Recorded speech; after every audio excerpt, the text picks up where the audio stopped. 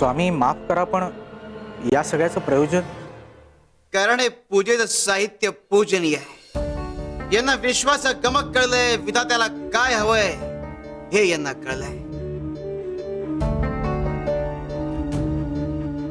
आधी या साहित्याला नमस्कार करा। आम्हाला सांगा, या नारळाचा उपयोग काय? स्वामी, देवपूजेसाठी श्रीफळ म्हणून याचा वापर होतो, तसंच सत्कारासाठी आणि स्वयंपाकघरातही याचा उपयोग होतो।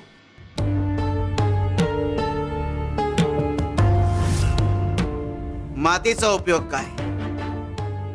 स्वामी, मातीपासून देवाची मूर्त बनते, मातीची भांडी असतात आणि मातीतूनच धान्य पिकतं। अक्षरांचा उपयोग काय? स्वामी, मी सांगू? अक्षतांचा उपयोग शुभ कार्यात होतो। विवाहात सुद्धा अक्षता वापरल्या जातात। आणि हो, तांदूळ तर रोजच्या जीवनाचा अविभाज्य भाग आहे।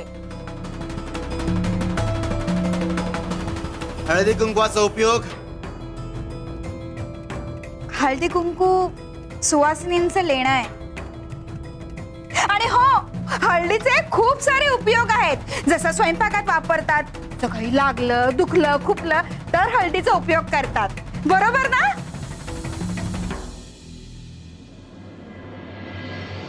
फुलांचा उपयोग काय?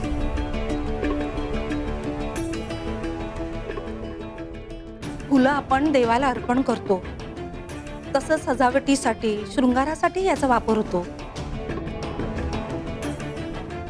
स्वामी, पण आज तुम्ही एवढी उदाहरणं का देताय? या सगळ्या वस्तूंकडून तुम्ही शिकलं पाहिजे, यांचा आदर्श घेतला पाहिजे।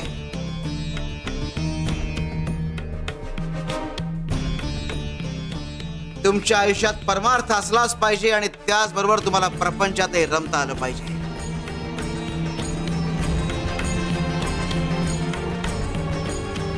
शिव शंकर शंभा।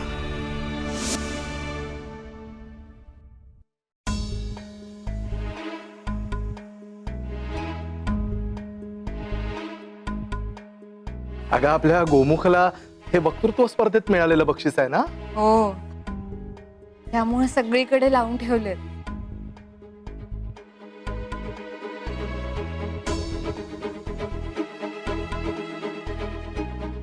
भागीरथी, अगं मुलीकडची मंडळी केव्हाही इथे पोहोचतील। बरं, त्यांच्या पाहुणचाराची सगळी व्यवस्था नीट झाली आहे ना? हो, सगळं आवरलंय। अगदी त्यांच्या स्वागतापासून ते जेवणापर्यंत सगळी तयारी झाली। छान। बरं, बाकी सगळं ठीक आहे, पण आपल्या गोमुखचं आवरलंय का? कारण तेच सगळ्यात मोठं आणि जिकिरीचं काम आहे ना। हो, अहो ते ठाऊकच आहे मला, म्हणूनच ती जबाबदारी मी सुलोचनाला दिली आहे। नका काळजी करू, घेऊन येईल ती आता।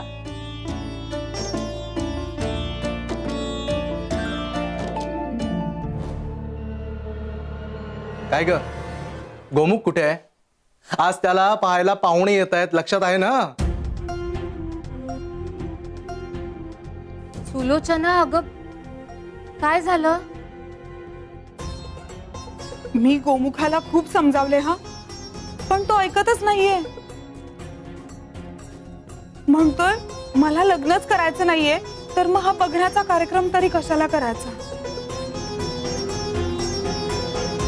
यावं का दिगंबर शेठ?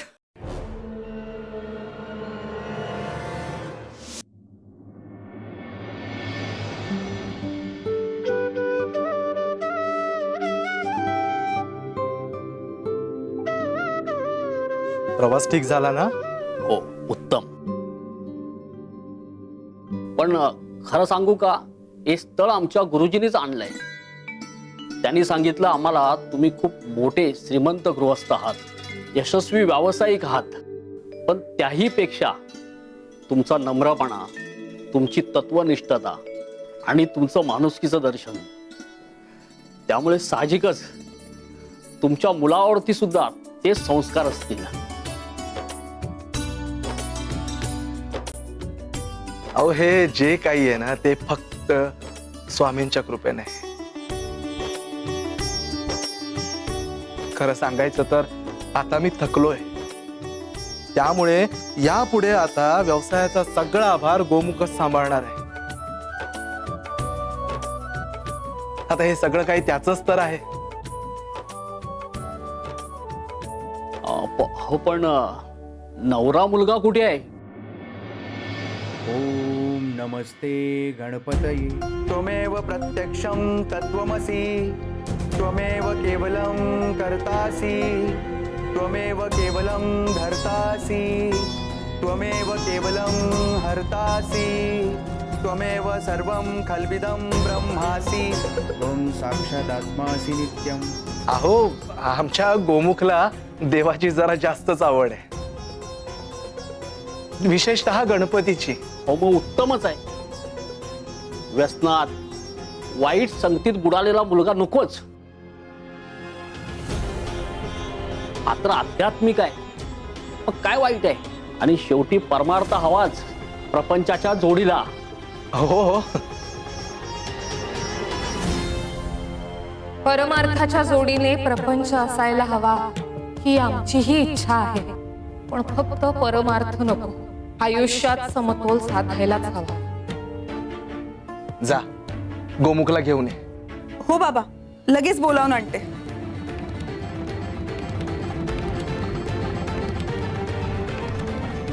ओम नमस्ते गणपतये त्वमेव प्रत्यक्षं तत्त्वमसि त्वमेव केवलं कर्तासि त्वमेव केवलं धर्तासि त्वमेव केवलं हर्तासि त्वमेव सर्वं खल्विदं ब्रह्मासि त्वं साक्षादात्मासि नित्यं.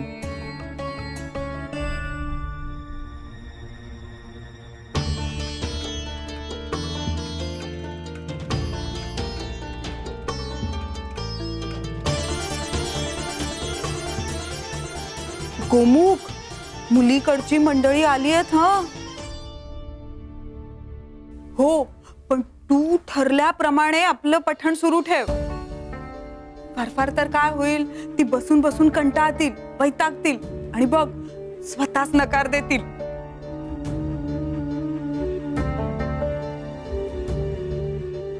ताई, ह्या घरामध्ये तू एकटीच आहेस बघ, जी मला समजून घेते. मला काय हवंय काय नकोय हे सगळं तुला माहिती आहे. ताई, मला प्रपंचात रमायचं नाहीये का? मला आयुष्यभर माझ्या गणेशाची भक्ती करायची. माझं संपूर्ण आयुष्य गणेशासाठी अर्पण करायचंय. अगदी बरोबर आहे तुझं. तू हे पठण असं सुरू ठेव. हा, मी बघते काय ते.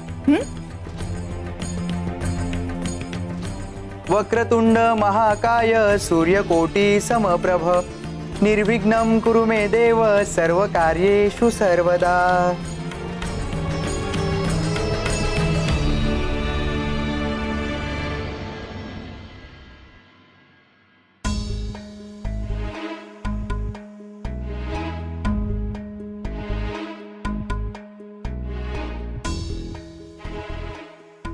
तो अजून पठणातच रमलाय, काही त्याला ऐकायलाच जात नाहीये.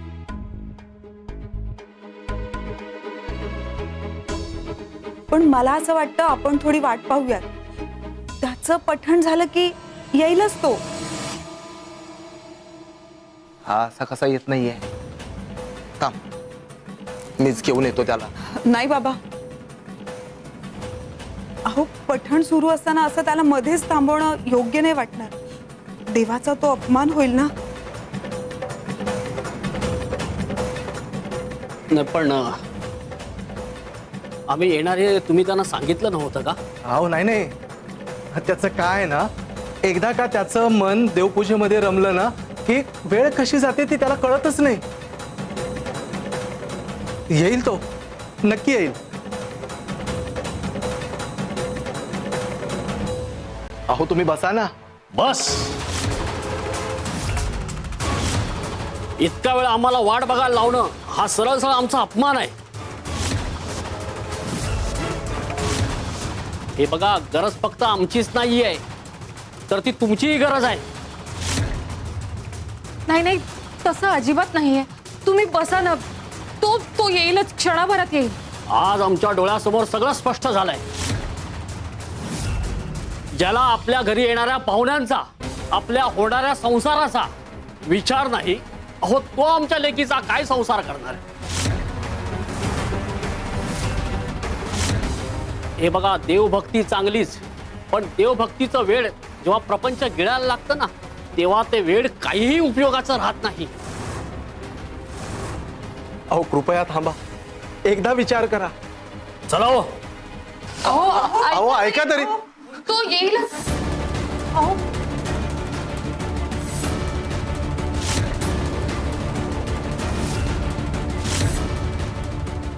स्वामी, अहो गोमुखच्या डोक्यातलं हे परमार्थाचं खूळ कधी जाणार?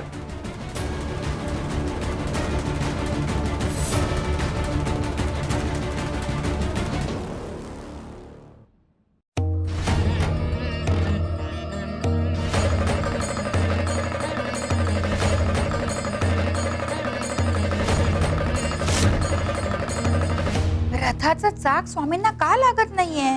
हे कसं शक्य आहे? कपिलाताई, अहो यामागे सुद्धा काहीतरी कारण असणार. कारण बाळप्रभू, तुम्हाला माहिती आहे का हो? काय कारण असू शकतं?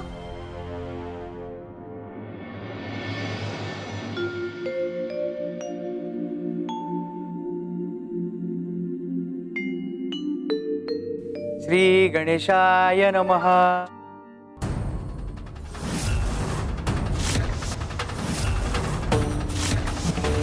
बाप्पा, माझ्याकडून काही चूक तर होत नाहीये ना? मी इतक्या श्रद्धेने फुल वाहतोय, पण तुमच्या मस्तकावर फुल टिकत का नाहीये? माझ्या भक्तीत काही उणीव राहिली आहे का?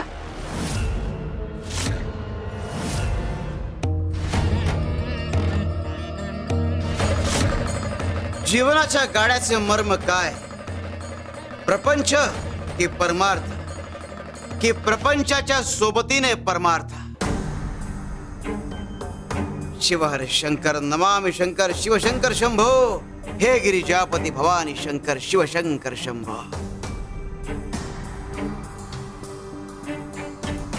श्री गणेशाय नमः.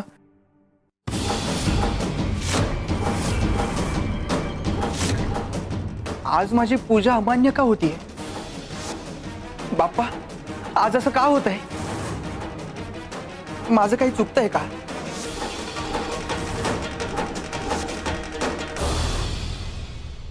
गाडा भक्तीचा असो किंवा आयुष्याचा, जर एक चाक निखळलं तर तो चालू शकत नाही, पुढे जाऊ शकत नाही.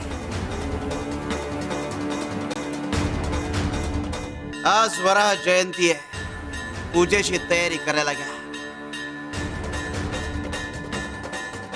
पूजेला बसणारे मानकरी थोडाच वेळात येतील. शिव शंकर शंभो. श्री गणेशाय नमः.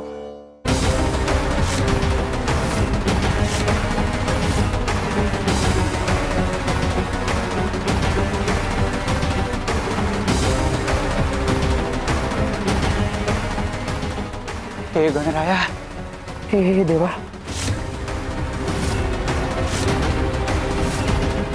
गोमुख, अरे काय होतंय हे असं? ताई, बाप्पा माझी पूजा स्वीकारत नाहीये. अगं लहानपणापासून रोज पूजा करतोय मी, पण असं कधीच झालं नाहीये.